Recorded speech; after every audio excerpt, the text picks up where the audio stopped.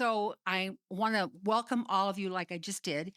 And I want to just briefly talk about our belongings and boundaries, which is we're saying the beauty and challenge of intergenerational connections. And I feel it's such an important subject. And it's such an important subject when we think of our children and particularly our children and knowing how to have safe spaces for them, and that's what we're going to talk about today. And I would like to start though with a moment of silence for those 175 girls that were bombed by our own country in Iran and were all killed. And I think of those girls, and I think of my own. I have grandchildren. I have a little 5-year-old granddaughter, and just the thought of that horrendous act that happened because of our government is just it's heartbreaking. So I'm just going to pause now for a moment of silence as we remember and reflect and pray for what happened. So,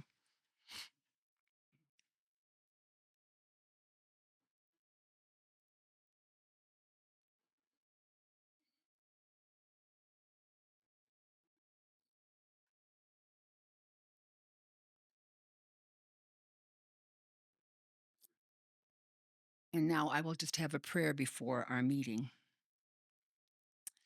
God of life, we thank you that in our work as well as our worship, we gather in your presence. Come among us and guide us as we meet together. In our uncertainties, give us direction. In our differences, give us understanding. In our reporting, give us honesty. In our planning, give us boldness. In our deciding, give us graciousness. Let us never forget that we are your people, called to proclaim the reign of God, committed to follow Christ in life, united as one body in spirit. Amen. Now, Good morning, and thank you to Rhoda. Um, yeah, it's good to see you all here today. I just want to name that we have some really fantastic representation in the room.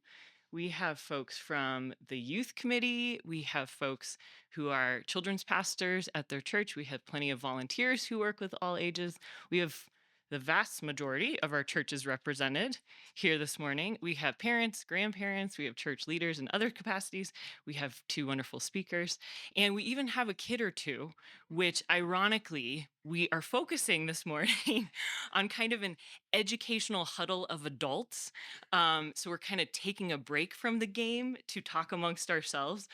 So we will not be actually focused on children, like actually ministering this morning. But everyone's welcome, and Cheryl will be providing some childcare. So we have not forgotten everyone. Um, so I want to take a few minutes to just kind of introduce this topic and say a little something about why conference leaders thought it was important to talk about intergenerational ministry this year. Um, so Eastern Mennonite Seminary, the dean, Sarah Bixler's research has been really informative for me, and she actually recommended our two speakers to us this morning. So she's a leader of a team who looks at what factors lead to kids incorporating faith as their own in their lives long term or not incorporating it. And the research points to this concept of like high morale versus high belonging. So most churches have high morale for their kids, right? Kids come in, they feel good, there's music, there's prayers, there's fun time with friends. And that's great. But if that's the main thing or the only thing that children receive from a church environment, then it's not enough. And it's much less likely that kids will grow up and stay in any given faith tradition or incorporate it into their own lives. Whereas kids are much more likely to incorporate faith in their lives if they have a sense of deep belonging. And the markers of that belonging are things like this. Are they known? Like, do people know their names? Do adults know kids' names? Do kids know each other's names? Do people say something if someone's been absent for a while, or do they not even notice? And can kids use their gifts, whether they're being up front singing or behind the scenes with tech people or helping to cook the meal? Can you already as a kid have a role in the community? Those were some of the marks that research says makes a difference. Now, our kids, of course, I don't need to tell you, have plenty of things vying for their allegiance and their sense of belonging. The same things that make our headlines, right? That have made headlines throughout history. Money and power, addictive technologies, the military industrial complex, putting faith in our own selves, our own egos, our own bodies, our own brains. But our faith tradition makes this bold claim that there's something bigger than us. There's something beyond us, something more real, something more true than what we've been handed. That love, joy, peace, patience, kindness, goodness, faithfulness, gentleness, self-control, that they're all worth it. That we see these virtues lived out in the life of Jesus, and that God's love really transforms lives and really has the final say. This beautiful message on its own will not be convincing to kids. Parents and adults at church, leaders need to speak truth into the specific lives of specific young people and learn from them as well, right? Because this is it. Like, this is our kids' childhood. They only get one, even with all the issues we're dealing with in this world. They only get one. This is what they know. Here in Mountain States, I have seen some amazing successes when it comes to empowering young people, and I've also seen things not go as well. Unfortunately, there have been kids at various churches who have left quietly or have been underserved through the years. And sometimes it's just things like their prefrontal cortex is underdeveloped. And so they don't neatly fit into this sit quiet and be still box on Sunday morning. At the same time, I've seen some amazing successes, as I'm sure you have too. Kids feeling known and seen. I've seen teens blossom with their mentors. I've seen children have a blast at all kinds of church events. I've seen adults from church show up for kids' volleyball games and band concerts and horseback riding competitions. Children have preached from our pulpits just recently to tell us what they think. My youngest was sad the other day that it was, like a week ago, that it was Saturday because he wanted it to be Sunday so he could go to church. So we have many successes to point to. But my hope for today is that we would build on those successes while being aware that they don't happen on their own, right? It's a lot of hard work. And so in our discussion today, I hope we can brag a little bit about what's working in our churches, just a little bit, just the Mennonite level of bragging. Um, and also learn from each other, especially and be a little vulnerable. If there's something that isn't working, don't use names, right? But hopefully we'll have a chance to talk about what isn't working and what we can do better. Because intergenerational ministry is absolutely vital. It's happening whether we're doing a good job at it or not. And we have this opportunity, this gift to influence children and teens and be influenced by them for a few short years. And if this isn't one of the top priorities of our churches, I don't know what should be. So this morning, I'm going to give you a little overview. So Moriah Hurst will be providing input and connect us in discussions about how to make our churches truly welcoming for all ages. And so we'll focus this morning a bit on how to have as quality of connections with young people as possible and what that looks like. So I'm going to read her bio and then I'll talk about the afternoon. So Moriah Hurst started in camping ministry at a young age with 5 summers on summer staff.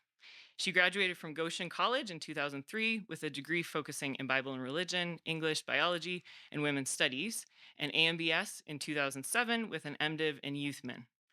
Moriah worked in Australia, it's a good place to do Mennonite Mission Network, for 8 years in adult and youth faith formation ministries. Moriah has worked for a number of churches in a faith formation role and has helped them rewrite and implement their safe church policies. She currently pastors at Assembly Mennonite Church in Goshen, Indiana, as a child, youth, and adult faith formation pastor. And then this afternoon, we will be hearing from Ross. So Ross will be taking the lead in training us on child protection. So we'll look at how abuse happens, policies surrounding that, some best practices. and we want to work in particular with our churches to be places where there is a culture of accountability, right? So in the morning we'll focus more on children's experiences. In the afternoon we'll look at adults and including how to prevent adults from harming children and kind of have conversations about that. So here's Ross's bio. Ross Erb currently serves as the Associate Director at Collins Center, a sexual violence crisis response center and child advocacy center in Harrisonburg, Virginia. A significant part of his work at Collins Center is giving leadership to the Safe Church Prevention Program there, providing training and policy development to local congregations. Ross has in the past worked as a child protection supervisor in Canada and as an associate pastor at Parkview Mennonite Church in Harrisonburg, working with children, youth, and families. He attends Shalom Mennonite Congregation in Harrisonburg, where he serves as a youth sponsor. Ross served on the sexual abuse prevention panel of MCUSA in 2016 and is a current member of MCUSA's Safe Church Advisory Team. Beyond working on issues related to sexual violence, Ross enjoys time with his family, gardening, reading, and playing pickleball. Woo, go pickleball. So I do want to say thanks to both of you for making the trek here today. And thanks in advance to all of you for being willing to listen and collaborate and hopefully learn something today as we all work for the goal of meaningful relationships in our churches across generations. So I'll have us welcome Moriah.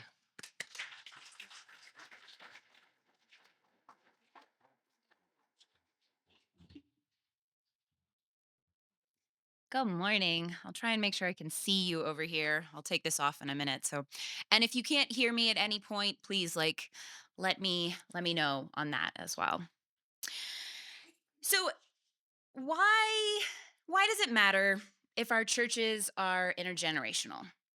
Our school systems are grouped by ages, and so would that be a better model for doing our faith formation? Why do we do this intergenerationally in congregations? So, I'm going to get you to talk multiple times today, and then I'm also going to interrupt you. So, just be ready for that.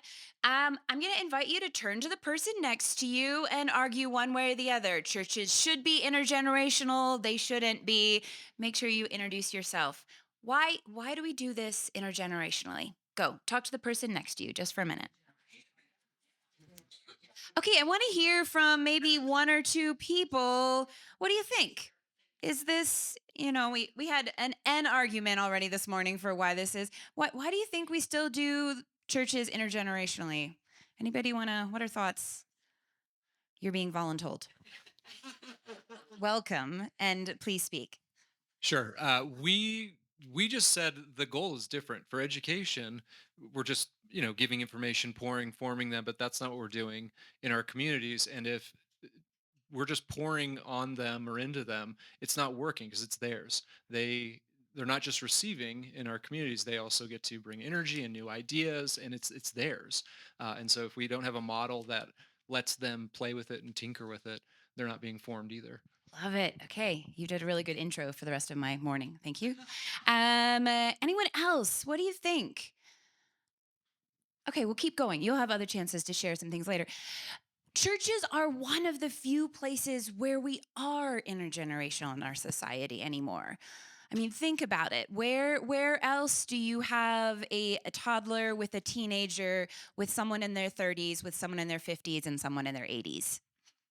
Maybe in their family systems, but very few other places. So this is kind of this gem of a place that we have in congregations to be intergenerational. So the next thing I want you to think about as we start diving into this, what was a formational experience for you as a young person? So for you as a young person, what was a formational experience? Just think for a moment. All the introverts are hating me right now. It's okay. You're allowed to.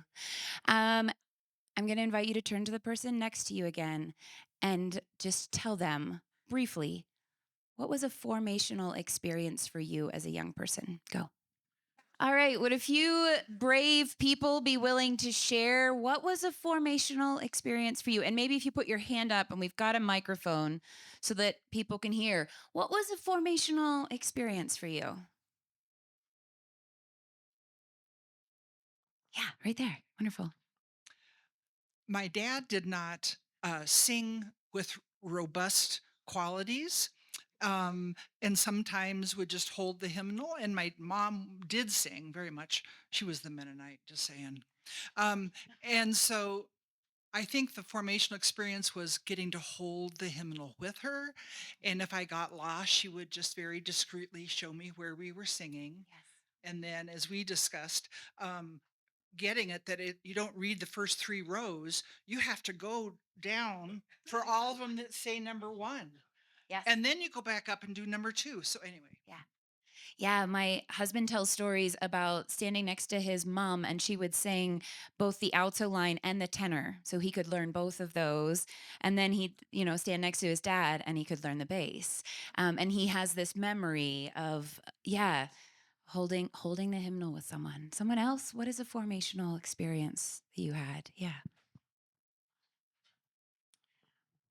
In the entry to the church, I grew up in Idaho, small town Idaho.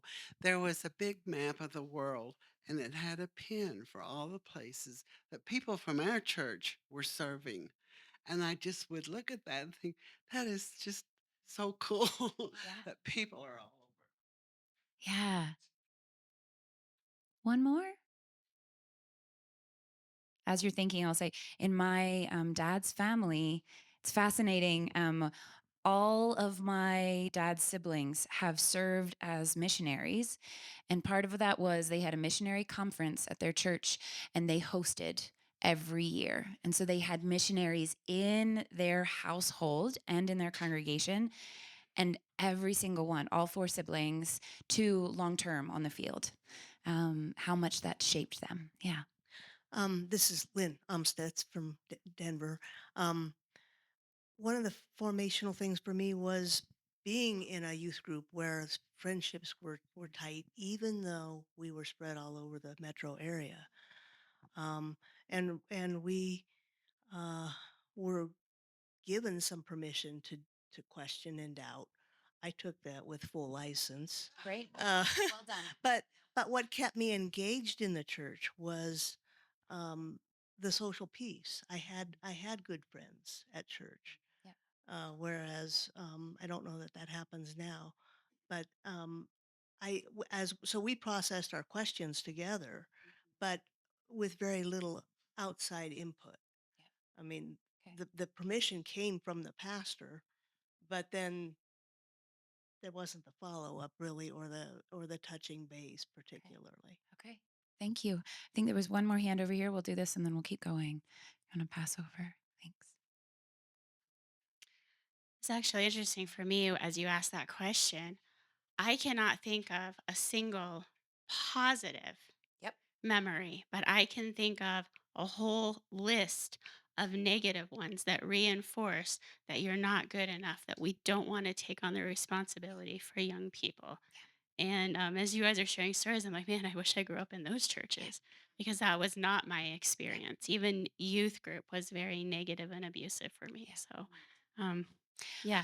I'm so sorry that you experienced it that way, but I intentionally did not ask you for a good formational experience.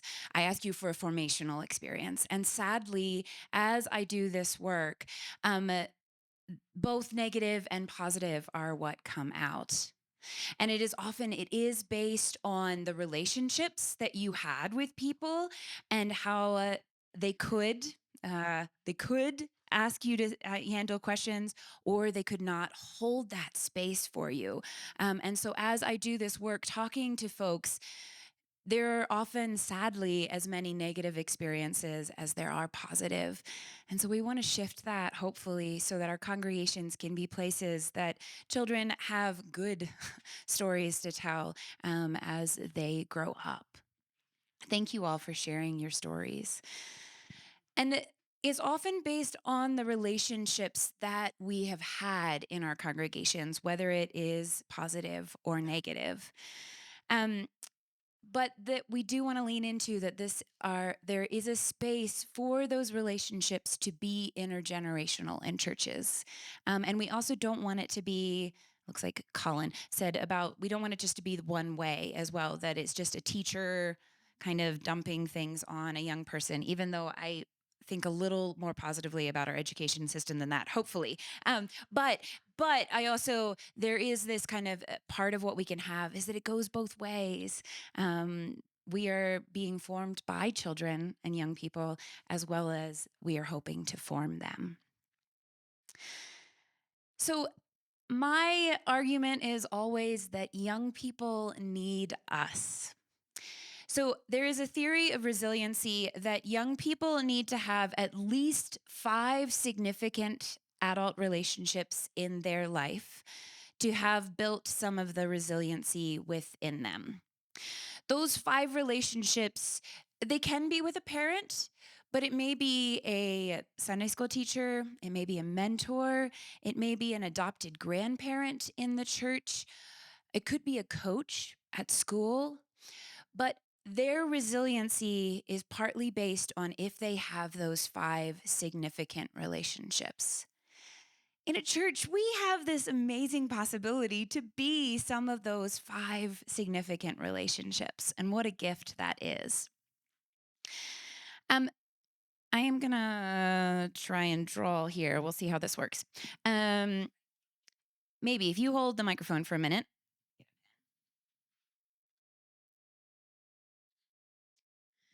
So one of the things we work with in the church, though, is that we have our old models of youth ministry were that, and I will dance back and forth so that people on a whole range of different sides can see here. Our old model of youth ministry was that you put the youth pastor or youth leader or Sunday school teacher here in the middle of the spoke of relationships, and then you connect young people to them. What we're working at now and that we're finding is a much healthier, both for the health of the person here and for young people and for this resiliency of relationships, is that we flip that and we put young people at the center of this wheel. That we put them there and then we connect a mentor to them, a youth pastor to them, a pastor, a Sunday school teacher, a prayer partner. And so that instead of, one of my pet peeves is when people come to me in my congregation and they say, I'd love to get some young people involved in this. Can you do that? Ooh, go talk to the young people. Ask them. Why do you think you need to come through me? And so how do we flip that so that we are placing young people at the center and connecting them to all of these relationships and thinking intentionally about that?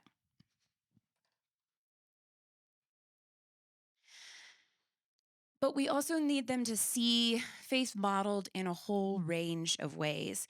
And I come back to the Shema, or this is in Deuteronomy 6:4-8, as a faith model that we've been building this, our faith formation on this for generations. This is the Old Testament way of doing it.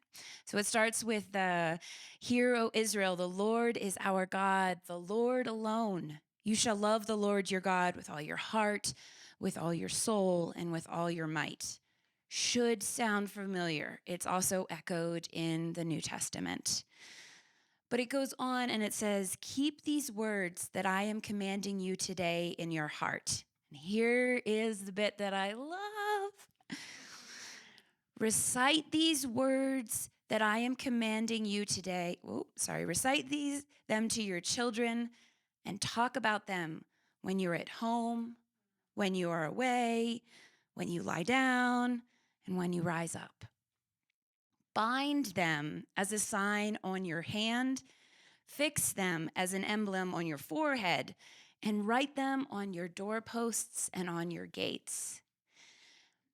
We would like to think that children can come to church in a nice 45-minute segment in Sunday school, and they are formed and ready to go out, but I don't know about your congregation, but that means I get those young people for maybe half an hour once or twice a month.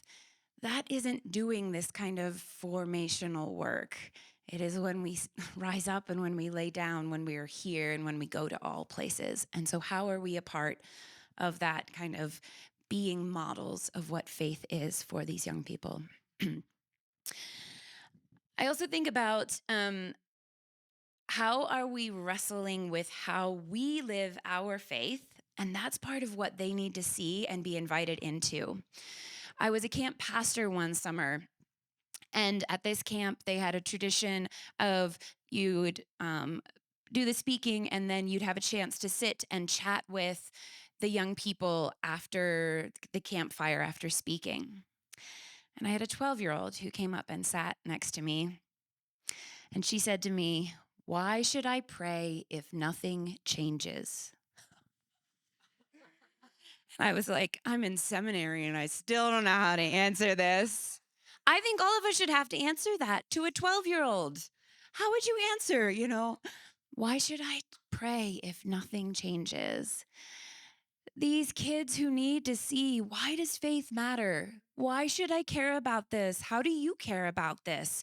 What does that look like and what does that mean when I step out of the church door? We are the models of that for them and need to be engaging in those kind of conversations with them.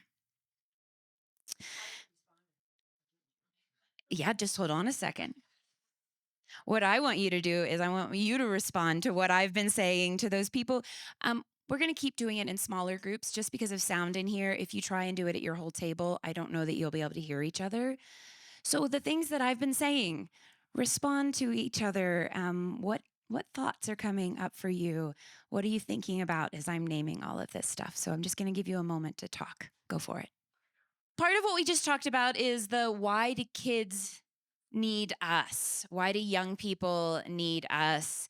But I think we need young people in the church. We need young people. Yeah, got some going on over here. We need their creativity. Oh my goodness. I love how a young person can look at something and I'll be like, I never would have thought about that. Or yeah, how did we come to it from that way? I was just at a conference and the speaker was talking to us and said, yeah, you may need to explain things like, why do we talk about blood so much in our songs?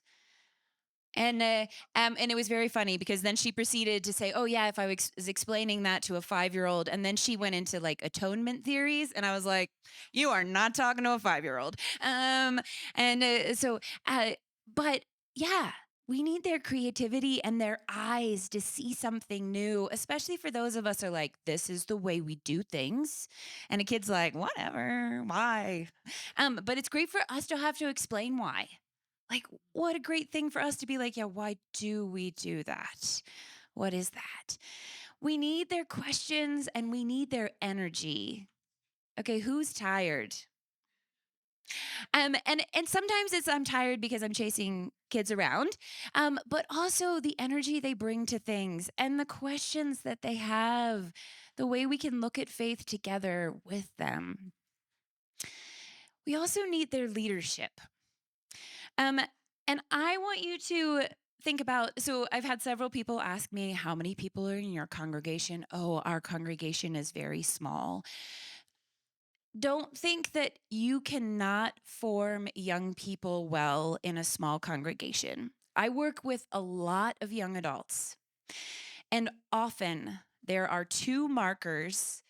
If I look at them and I think you already are an exceptional leader, there are two different things. One of them is they have worked at a summer camp.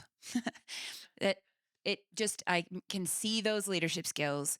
But the other one that is very strong is they came from a small congregation. You all are the hotbed for training new leaders because they get chances to be seen and known and to try something. Amy talked about being known by name and being their gifts are called upon. The thing is that is not always easy to know them. I love this image, and this is used in some faith formation coming out of Fuller Youth Institute. That they talk about, it's like learning to drive a car. So I have lots of young people in my life, and I would not just like hand them the keys to my car if they don't know how to drive. When you're teaching somebody how to drive, you practice in a parking lot with your eyes, closed sometimes when it's a little frightening, and then you do do drives around the block, and then eventually, they learn some skills, and so you can sit and watch them as they're driving, and then eventually they can, go out and drive, but without anybody else in the car. And it's really good if we can think about how they become leaders in the church like this. So I push really hard and I say to the worship committee at my church, you really need to include young people. And they're like, great. So they ask a junior in high school to lead worship. No. So I love that you ask her to lead worship, but that would be like throwing her the keys to the car and saying, let's drive to Kansas. You have to walk with her and train her in how do you drive a car? What do all these buttons mean? How does this work? Maybe let's do it together.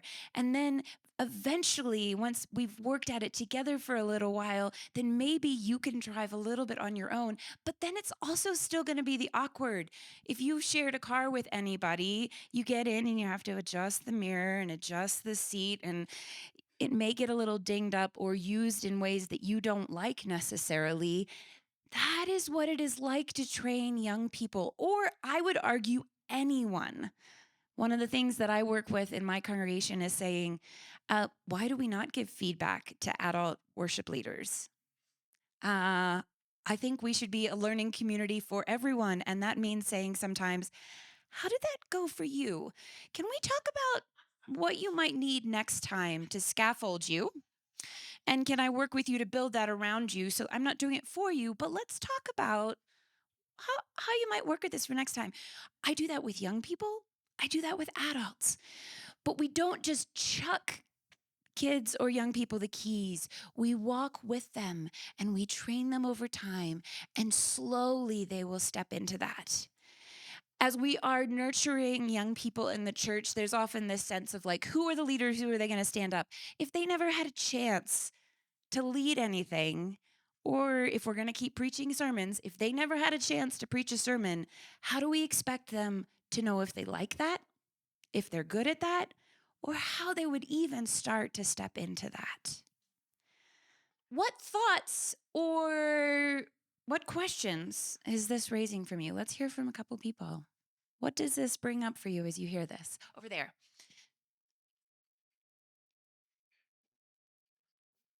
I was just thinking about how being intergenerational or creating space for young people isn't a fixed thing, because we all get older at the same rate, but the way they get older is more noticeable, and their gifts are changing. So like we have a way that we incorporated kids in service with like helping out with the offering, um, but they don't want to do it anymore because they're too old. Right. So like that way of incorporating kids doesn't actually work anymore because the kids we have are at a different stage, which means we need to be self-reflective of the way that that needs to change. So it's not like you figure this out and then you're done. It's like, no, how does like the way we gather change every year? And we have to be open to having that conversation. So which we have anyways, because adults move and families change and all that kind of stuff, but it's more pressing with kids. Yeah, definitely. And how might it also be, can you promote them to, no, you're the actual ushers, and we may need to give you more responsibilities, and we give you a title and you need to, or is it the like, no, we need to discern where your gifts are in different ways and know that some kids are going to love that and others are like, please do not make me do anything. Do not make me stand up. And that may change too. We had young kids, a group of a family that moved to our congregation, and it was the like, I will play my instrument in front of other people, but do not ask me to do anything else. And that was what I heard very clearly from the parents. And so I was like, okay, okay. And I just kept asking and I just kept asking. And by the time I left, I had worship led with one of those girls, and also one of them had preached with me because it had changed for them. And also, like doing this work with, oh, yeah, I trust Pastor Moriah. I could do that. But also, 4 years before, it would have been like, you cannot pay me enough. Yeah. I just want to tack on to that because Jordan's not going to brag about himself. But yeah, so same church, Bethel. We do have 3 years running now an annual Kids Sunday, and if you caught the newsletter this month, we have a video link so you can see our Kids Sunday, and it's owned and operated by children, preaching, leading music, worship leading, reading scripture, all the things, and it's just so much fun, and it's so much fun for the adults. Like I enjoy it, and yeah, so that's something we err I think we err too much on the side of just not taking kids seriously enough, or not seeing like, oh, what would be that next, you're comfortable with this, what would be that next step for you, like, hey, would you consider that, and just like calling out those gifts. So it's beautiful. And how do we call out those gifts specifically? So one of the things that I've gotten as feedback from some young people is, I don't want to do this because then all these adults are going to come up and say, oh, you did so well. And I'm like, but you did do so well. But what is meaningful to them is if you come up to them and you say, you spoke so clearly, and I really appreciated the words that you had in that prayer. And I could tell that you had thought about that and worked really hard at it. And that was meaningful to me. Huh, that's totally different than, you were so cute. Well done, which happens and is okay. But they hear the difference and they hold on to the difference. One of the, yeah. Really resonated and appreciated your analogy of the car and handing the car keys. I've been at larger Mennonite Church USA gatherings with conference leaders and sat at a table thinking about the problems of the Mennonite Church. And one of the leaders in my small group shared, I think we should just give all the power and authority and solution making to our young people, and they will fix everything. And as a younger They person, didn't break it. Why do they have to fix it? as a younger person, it irked me, and it took a little while. I had to go for like a walk, and I had to figure out like, why am I so upset at this person? And it resonates that it's like the environmental crisis. We made all these problems. We're just going to have you fix it, and then we're going to peace out. Thanks, bye. And I really appreciate what you said, that we need to include youth in the solutions and in leadership, but there's still obligation and there's still responsibility for the adults. Yeah. So another question, and this is again coming out of the Fuller Youth Institute, but a question that I found really helpful and was transformative in the last congregation I pastored in is that at every level, you ask, how are young people being involved? In a worship service, how are young people being involved?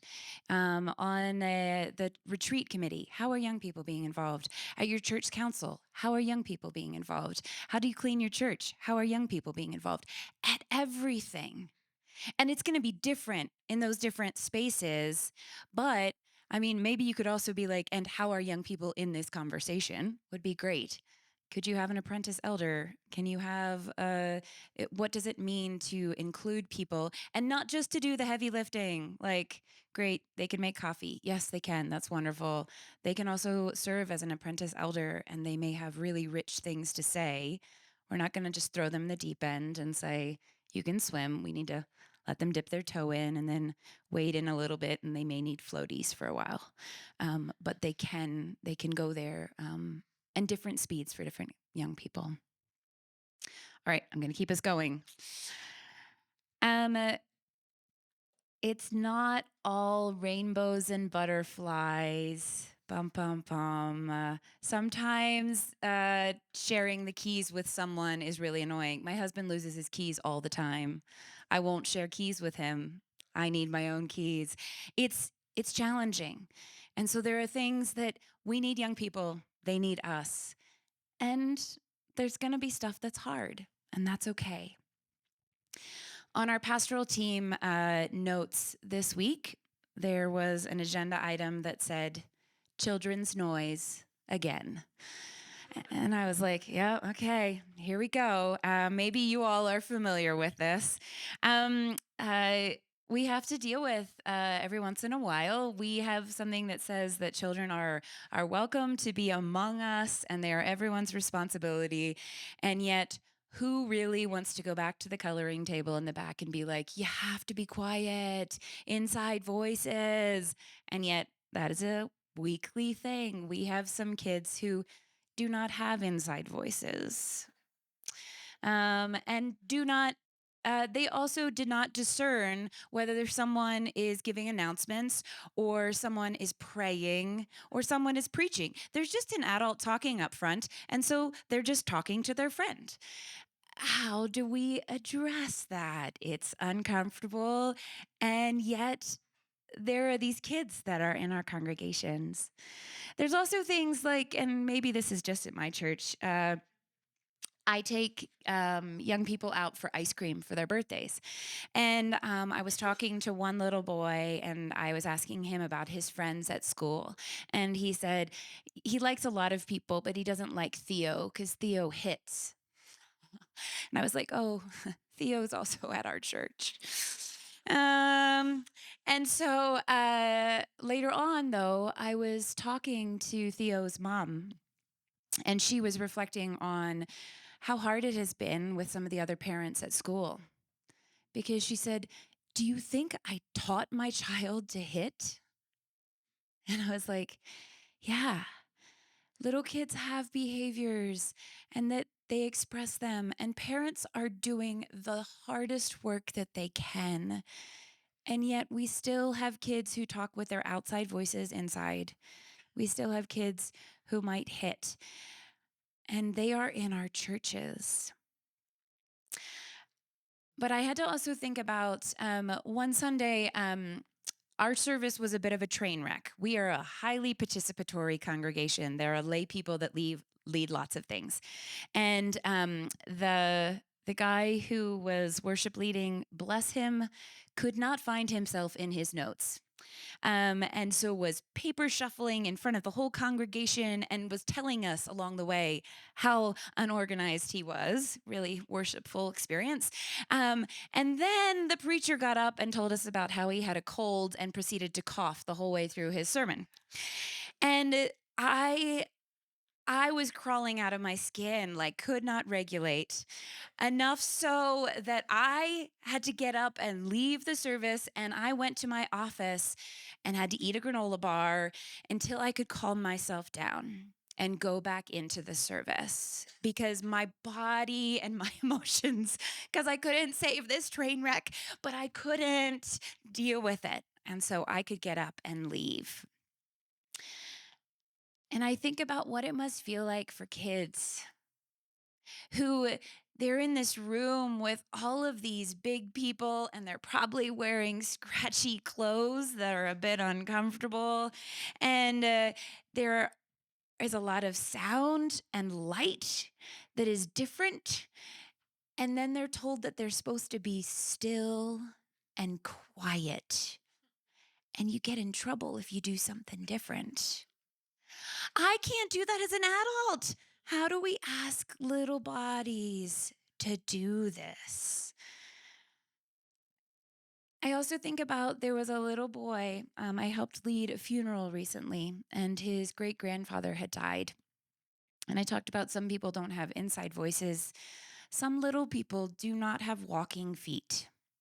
This little guy, he had a parent who followed him around, and it was a funeral, so it was a lot of older folks. And this little guy does not have walking feet. He ran everywhere. And so an adult followed him saying, walk, walk, walk, walk, walk, walk, walk, walk, walk, walk, walk. You may have those little ones. I do a lot of conversations with little ones who we talk about walking spaces and running spaces, but they don't have walking feet. Maybe you have some of them in your congregation. So when a kid shows up with those kind of big behaviors, no wonder they're in little bodies in a room full of big people who are telling them what they can and can't do. How might we react compassionately? And I think about as it shows up on our pastoral team agenda again, children's noise. I think about the words that I heard Rachel Held Evans say at one point. Hear those children's noises in the back of the church? That is the church. Thank God. I'm going to pause there again. Just don't get into a lot of storytelling from your church yet, but maybe just check in with how you're feeling with this conversation. So just very briefly, just check in with yourself and then tell the people around you just what emotions does this bring up for you. So how might we address some of this or at least approach it in our congregations? So one of my suggestions is that we do it non-judgmentally and with curiosity. Do we treat the kids who have big behaviors with the same kind of compassion that we might treat someone who is in a wheelchair and needs to have access to our church? We had somebody in our congregation who was visually impaired, and we didn't realize that actually the carpet didn't work for him. He tripped regularly on the carpet because it was enough of a different pattern that he could not judge when there was a step or not. And so this was really hard for him. And we have someone in our congregation right now that light is a real issue for her. She wears a hat and sunglasses. And so we adapt. We try not to have the lights too bright, and we pull down shades, even though people want bright lights in the congregation. How might we adapt to a little person who is actually really triggered by bright lights or loud sounds when we start clapping in the congregation? Or we love having trumpets on Easter morning. It's so great. Let's herald. Woohoo! This is great. And oh, that's quite a like jolting sound. No wonder somebody might scream or make a loud noise then as well, as their body is trying to react and deal with that. How do we approach that with curiosity instead of with judgment?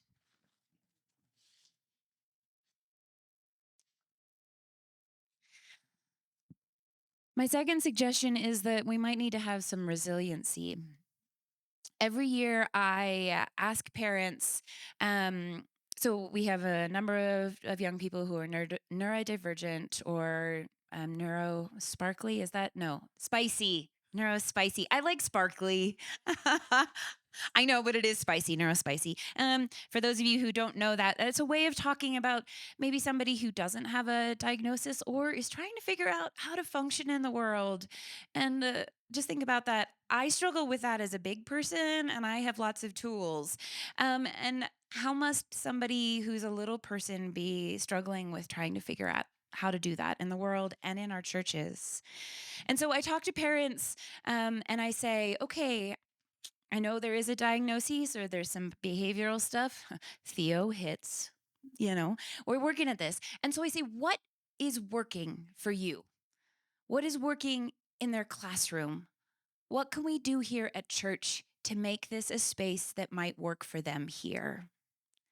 But the thing is that I have to ask again. So the next school year, I come back to them and I say, okay, what is working this year? We have to be resilient in the ways that we work at this, because it's not just like it's not a one and done. The kids like to collect offering, and so we keep doing that until they are 20-year-olds. It is something that the parents are trying to figure this out. The kids are growing and rapidly changing. They're trying to figure it out. And so we as congregations can't just do the well, we got that one figured out, moving on. We may have to come back to something and come back again and come back again. and keep changing and being resilient in our actions with them. There was one little guy at our church and kept trying different things, and it was really hard for him to be around people. He made a lot of big noises, and again, his body needed to be doing things that some people didn't think were great, sitting in the back of the church. And so we ended up working with the parents and with this little person, and he had a number of buddies. And those adult buddies would just wander around with him wherever he needed to go in the service or in the rest of the building. And so we also had a basket that was his, including noise canceling headphones, because how do we do things in the service? To this day, this little young person is no little young person anymore, but to this day, we don't applaud in our congregation. We do the American Sign Language applause because sudden noises, he could not handle that. And so this is how we clap. We have to explain that to new people now because they're coming in and trying to figure out, like, why do you do this thing? But this is how we celebrate, because there are folks who cannot handle that sudden sound. You have to keep figuring that out, though, and keep figuring out, what does that look like now?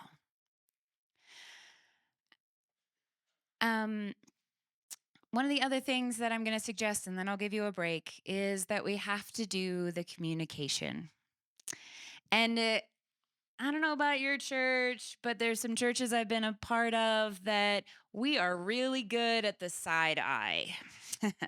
Oh, that child is very loud, or that thing is happening back there. And what I want to encourage you to do is to name it and address it. Because trust me, parents are aware their children are loud. And we need to be welcoming to the parents as well. And what kind of support do they need? Because they are trying to figure out how to help their little person navigate in the world, and they desperately want them to have faith formation possibilities too. And so, how do we communicate? And again, back to our pastoral team on that list, it's okay, Pastor Moriah gets to go back to the kids' table and say, okay, we need to use our inside voices. And then I go to the parents and I say, how do we support you? And what might we need to be talking about so that people can hear that we are praying? Because we want your kids to be welcome here, but we'd also like to have a moment where we can calm. And so what do we need to be doing with you and with your young people? Just hold on a second. Just knowing about it and talking to other people about it in the restroom or over coffee, how frustrated you are, doesn't actually address the problem. And so, how do we lean in and not just be the conflict avoidant Mennonites that some of us might be, but actually say it is compassionate to step forward in that communication? And also, what communication might families and teachers and children and the congregation need?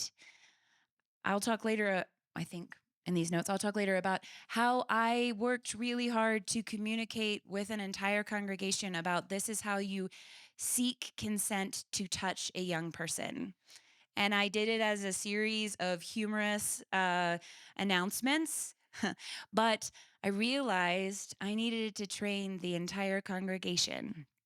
We needed to talk about it directly and communicate. You had a question, yeah. That's a great segue. Go for it, the microphone.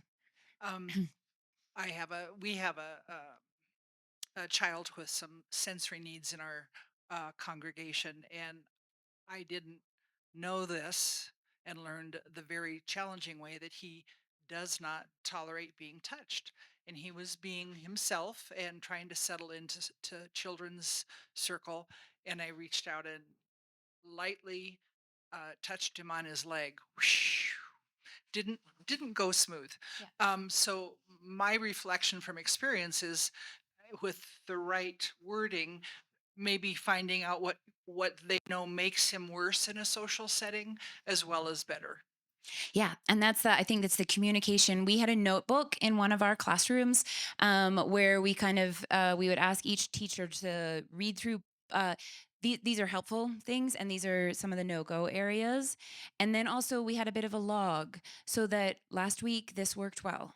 The last week this didn't work so well, and so that we had some of that conversation because partially, especially with folks who are on the spectrum or neurodivergent, we had one mother that would say, "Great, you met one person with autism. You've met one person with autism.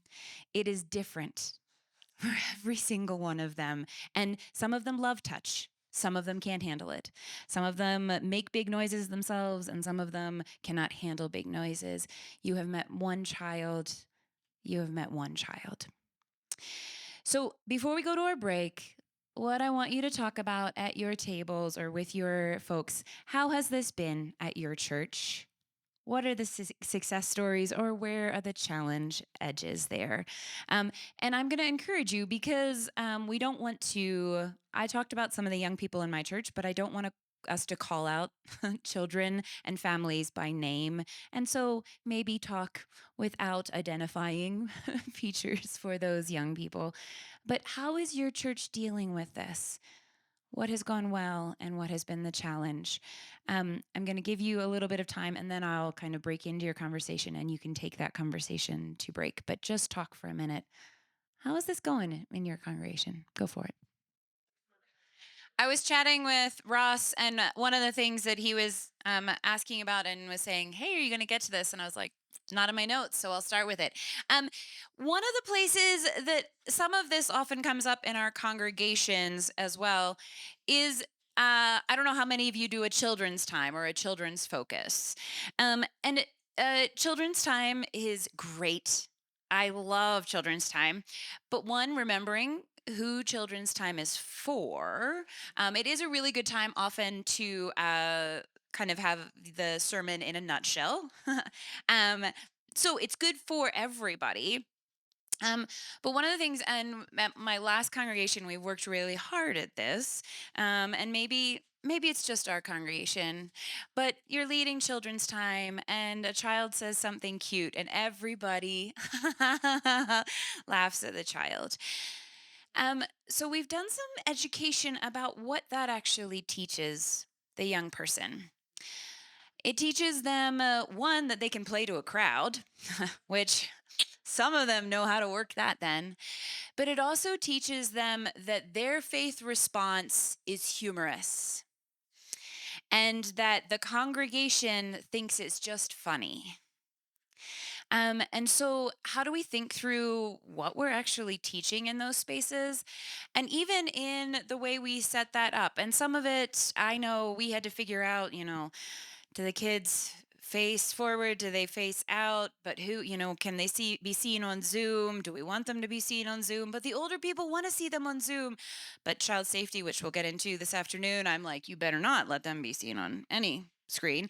But what are we also telling them with which direction? If I sit down here and they come up and they're facing me, we're still saying you are a part of the congregation. One of the phrases that I use commonly is, "I am so glad that you are part of worship with us this morning." Um, uh, if we switch that around and I'm sitting here and I have them up here facing the congregation, oh, you better bet we've got some performers. Or they know where the Zoom is.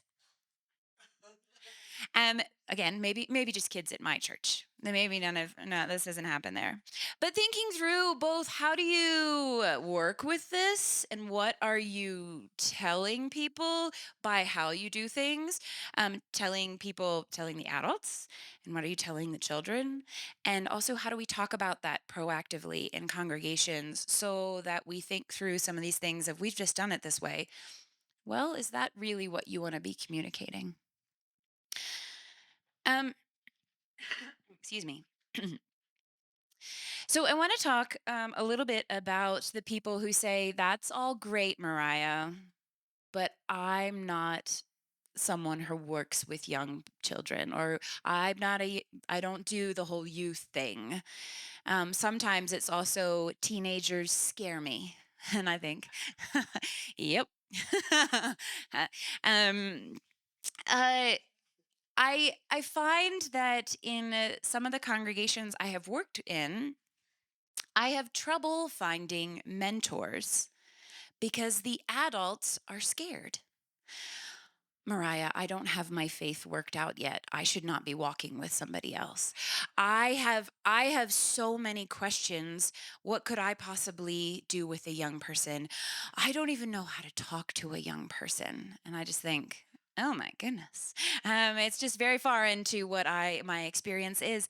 But this is some of the experiences of adults in our congregations. They feel like there's this foreign world out there, and it's called middle school. It is a foreign world, but the people there are not as scary as you think.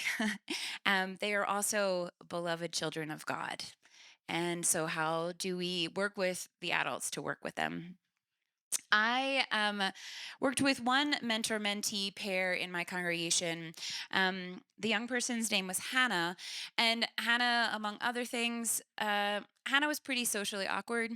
And Hannah was having a kind of rough time in life in general because of that. And Hannah's parents also were in the process of splitting up. And so she was one of the people that I thought, I need to get you a really good mentor. And so I talked to Anne. Anne was about 75 at that point, and she wasn't so sure that she would be a good mentor because she couldn't run around anymore. I was like, that is not what this young person needs. And so I talked to Anne, and we matched them as mentor mentees. And Anne came to me multiple times, particularly in that first year, and she said, Moriah, I don't know that this is a great match. I don't know if this is working. And I said, what does it look like for when you and Hannah meet together?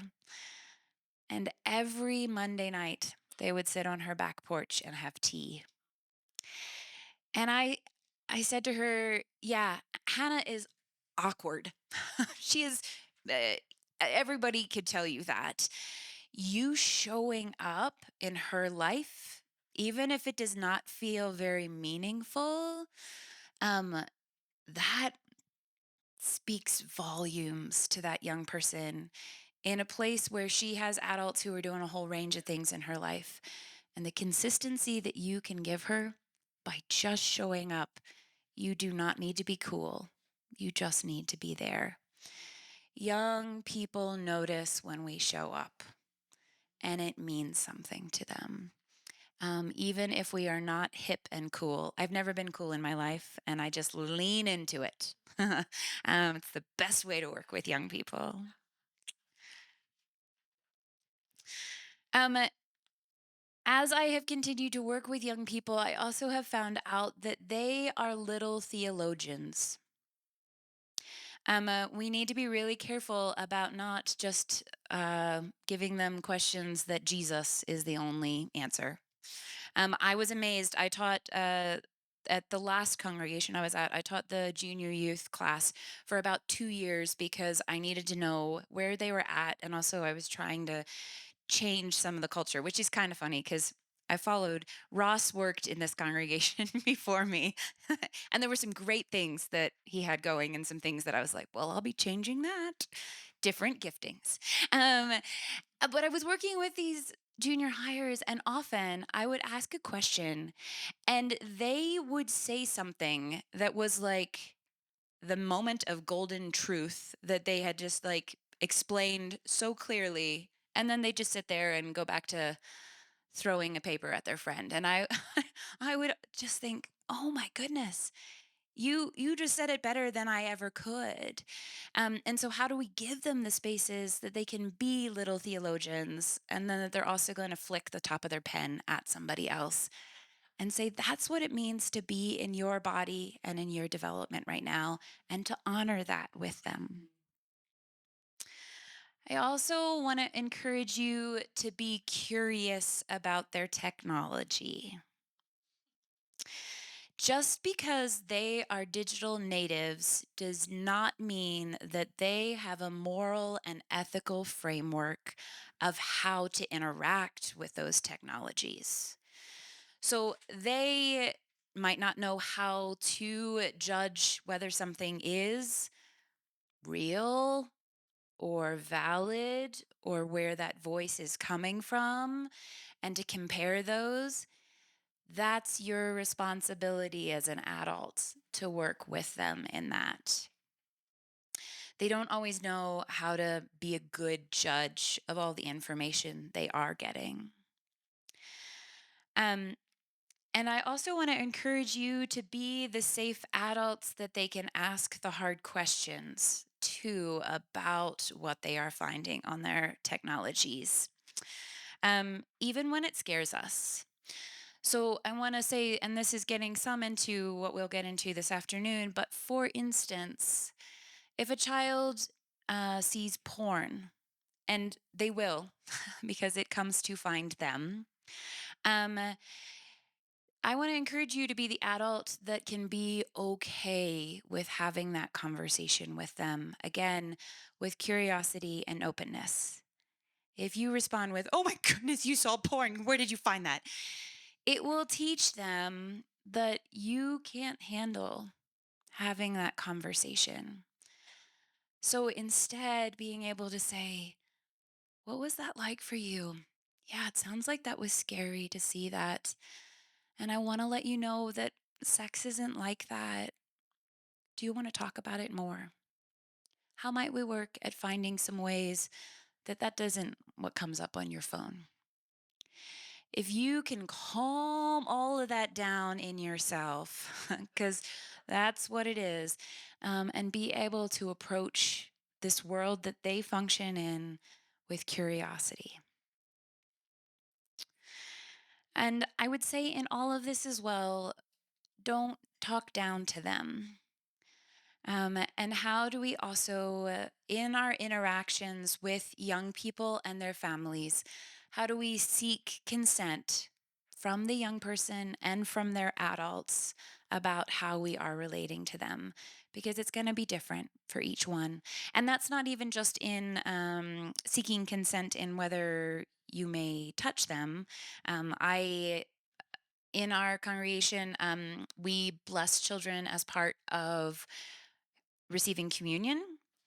And it doesn't matter how many kids. One of my other pastors is like, "That'll take a long time, Moriah." And I'm like, "I don't care." Um, every child that comes to me, I say, "May I put my hand on your shoulder?" And I listen both to what they say and to their body language. And if there is any, I'm like, "That's okay. May I just bless you?" So I ask every time before I touch a young person. But I also ask the family how I can interact with their child and what that would look like and be. So, how do you seek consent from a child and their families? And I want to come to the like, we do this work of welcoming across generations as well, because this is what Jesus modeled for us. In a time when children were considered, there was kind of men, women, children, and then animals.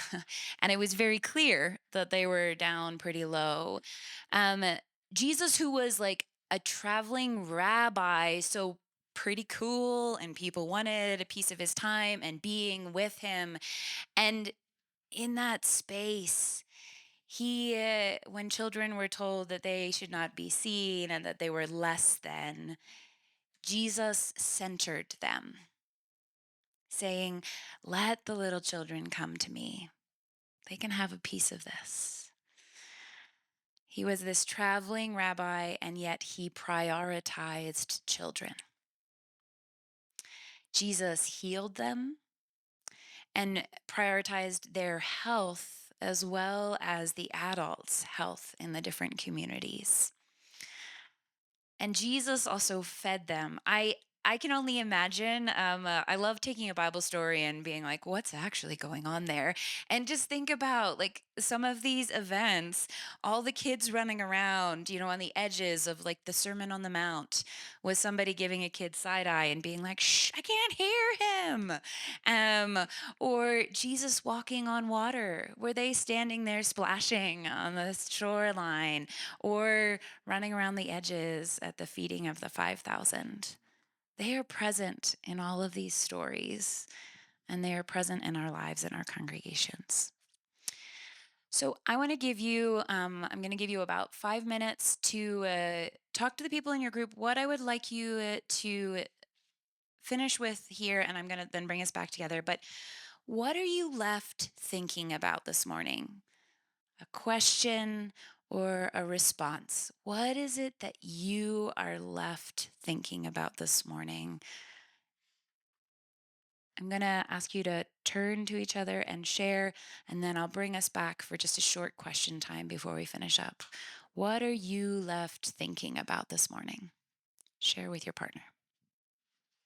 So we've got about 5 minutes left. I am curious, what questions are rising for you, or something that you want to share with the group? What is it that is coming out of today, or the things that you're like, Moriah, I really wish you had talked about? And I may say, oh, good, that's what Ross is going to talk about this afternoon. Um, uh, yeah, what questions or responses are raising for you? If you want to put your hand up, we've got a microphone.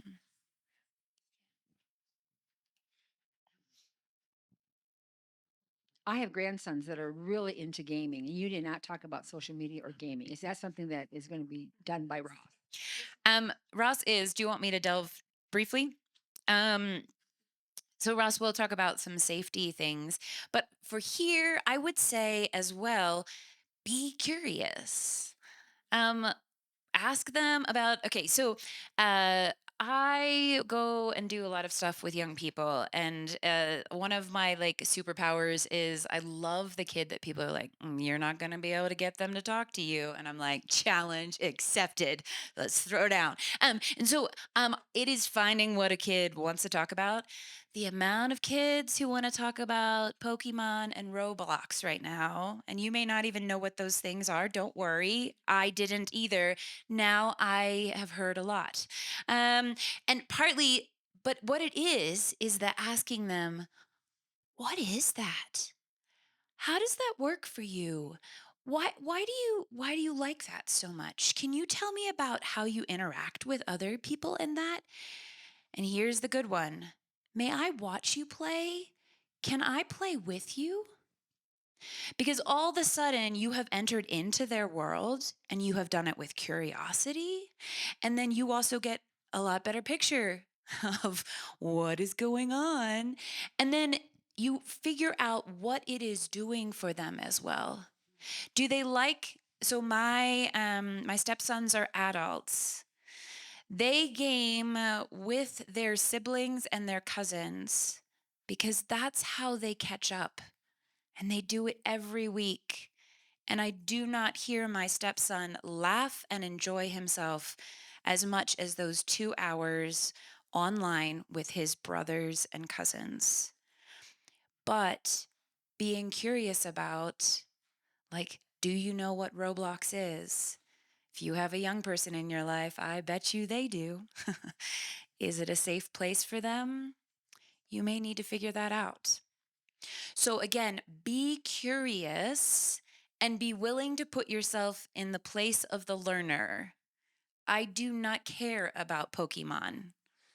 I have played a lot of Pokemon. But there are some little boys that they know now that Pastor Moriah will listen to them and that she cares about their world and that she sat for an hour and listened to Pokemon. That is huge. You are showing up. So be curious. Ask a young person in your life about it. We'll get into some other safety stuff this afternoon. Another question. Not really a question, but more of an observation. You alluded to it a couple times, but children do not like to be talked down to or whatever. You mentioned the laughing at the cute things.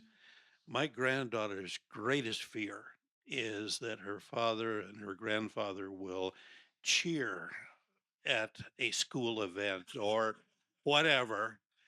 And they want us there, they want us to listen, but don't embarrass us. Yep, and you gotta wade through that with different young people in different ways because, yep, there is the how much can you deal with the tolerating the. I'm a very loud, enthusiastic cheerer. So you know when Pastor Mariah is in the crowd, and that's not always favorable for. But again, how do you have a conversation with them about that? The when I did this series of announcements in front of the congregation about how to engage with a young person. I got one of the young guys in our church up front with me, and I was like, okay, so we're going to talk about how you might talk to a young person. The really good thing is that they are a person. So we can talk to them. And so just being able to say, how do we just treat, even if they're a little person, how do we treat them as a person? And so, how do we get down on their level? How do we ask them about things in their world? How do we let them that this was one of the mentors came to me and he's like, my mentor asks me questions. I'd given them a list of like, ask your ask your mentee about their family, ask them about school, ask them about their faith. And he said, my mentee would turn to me and say, how are things with your family? And I was like, great. I love that. What did you say to him? But they're people too. Engage them as people. We all have our likes and dislikes. Other questions over here?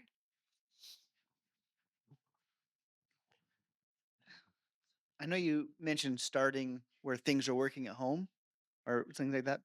What happens if nothing is working and the parents know nothing is working? So the expectation isn't that that's an issue, but there's just a reality that nothing is working and that maybe that's not even fixable. But How can we be a loving and a compassionate space that can walk with them and can maybe be the space that is the respite for those parents? Um, uh, we were having some conversations at our church about uh, oh, great, you want to be in nursery so that the like cute kids are handed off to you. And the reality is that no, we need you to be in nursery so a parent can hand you a screaming child and walk away. Because for that half an hour, they can go and get themselves a cup of coffee and someone else is holding their screaming child. And so if it's not working, to say, we know you are trying really hard, and what is it that we can do to support you or to stand with you? I'm really sorry that your child hits. Okay, so we are in this with you, and we're going to try and make a safe environment for other kids and for you and your child to keep showing up, and we don't want you to disappear.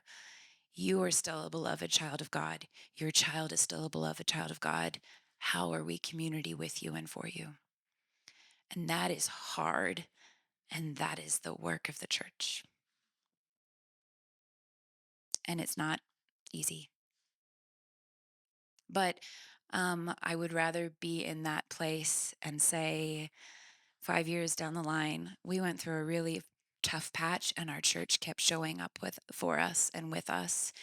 Instead of 5 years down the line, we haven't darkened the door of a church because they couldn't handle it.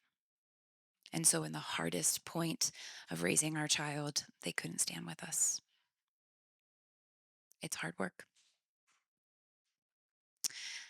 And on that cheery note, do feel free to come up and chat with me. But I also, and Amy is ready to give instructions for lunch, but I am going to give you a challenge.